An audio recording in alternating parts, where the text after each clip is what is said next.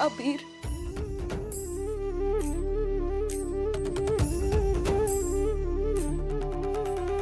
अबीर, सॉरी.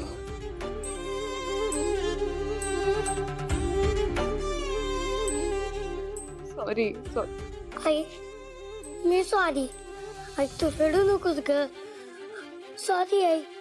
आता मी तुला एकही प्रश्न विचारून त्रास देणार नाही. प्रॉमिस. आता मी तुला कधीच विचारणार नाही की माझे बाबा कुठे आहेत किंवा ते कुठे असतात किंवा ते कधी येणार आहेत. आता येथून पुढे पुढे तूच माझी आई आणि तूच माझे बाबा असतेस बघ. आई आपण मंदिरात गेलो तेव्हा तूच सांगत असते ना की आपला विठ्ठल जसा आपला विठू राय आहे तशीच तो आपली माऊली पण असतो. तशीच तू माझी आई पण आहेस आणि बाबा पण. तू रडू नकोस ना.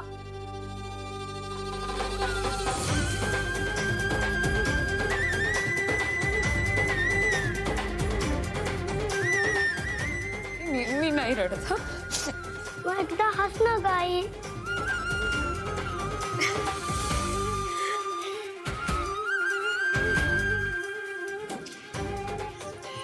अबीर. ओवी इकडे बस. मला नाही भूक नाही भूक आहे. तुला काय वाटलं तुला गिळायला आणलंय हे तर सगळ्यांना दाखवायला आणलंय. मी ही मोनिका एका उचलून आणलेल्या मुलीसाठी तिच्या बेडरूम पर्यंत जेवण घेऊन येईल. आता मी तुला जे जे प्रश्न विचारेन ना त्याची व्यवस्थित आणि खरी खरी उत्तरं द्यायची. कळलं? तू आणि तुझा बाबा बेळगाव मध्ये कोणाकोणाला भेटलात? मी तुला व्हिडिओ कॉल केलेला तेव्हा तू कोणाच्या तरी घरात होतीस. कोणाचं घर होतं ते? कोणाचं घर होतं? बोल पटकन. तिकडे माझा एक मित्र झाला होता त्याच्या घरी होते. बर.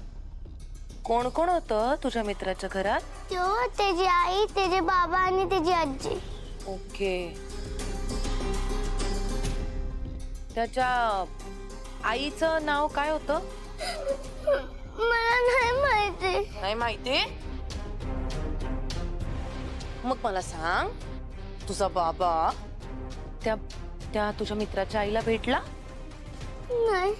मग तो कोणत्या बाईला भेटला तिथे? नाही. नाही. मला सांग ओवी तुझ्या त्या मित्राचं पूर्ण नाव काय ते तर माहितीच असेल. सांग पटकन. मित्राचं नाव? हा मित्राचं पूर्ण नाव सांग. माझ्या मित्राचं नाव ओवी.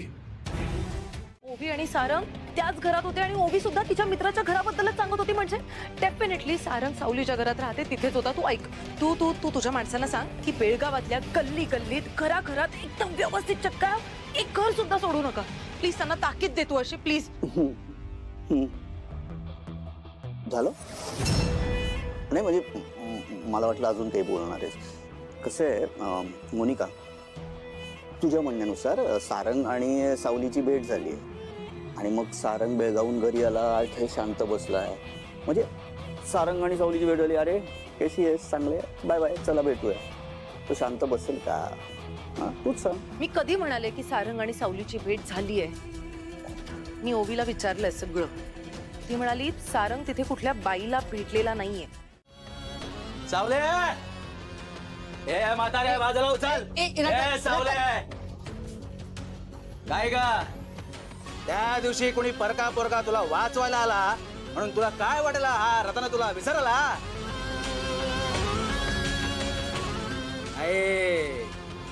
हा रतन कोणाची उदारी ठेवत नसतो सोडत तर अजिबात नसतो बघा. रतन मी तुझी उधारी नाकारत नाही रे पण आता परिस्थिती. तुझी परिस्थिती सांगू मला. 2 महिने झाले तेच तेच तेच तेच सांगून माझे कान खराब झाले बघा. विषय संपला. अजय पैसे टाक. तुझ्या पोराला कायमचा घेऊन जाईन बघा. नाही नाही नाही नाही प्लीज ऐक ना. तो लहान आहे. प्लीज त्याला काही नको करूस. मी तुला शब्द देते की मी तुझे सगळे पैसे व्याजासकट तुला परत करेन, प्लीज. ए रतन, तुला काय माणूस की गिणूस की असतो की नाही रे? हा, ते हुडग त्या हुडगीचं आयुष्य असतंय बघ. सोड की रे त्याला. पैसे पैसे घ्यायच्या आधी विचार करायचा म्हणतो मी. आता हे नाटक माझ्या समोर नको. अरे पण इतकी वर्ष तुझा एकही हप्ता चुकवला नव्हता ना मी.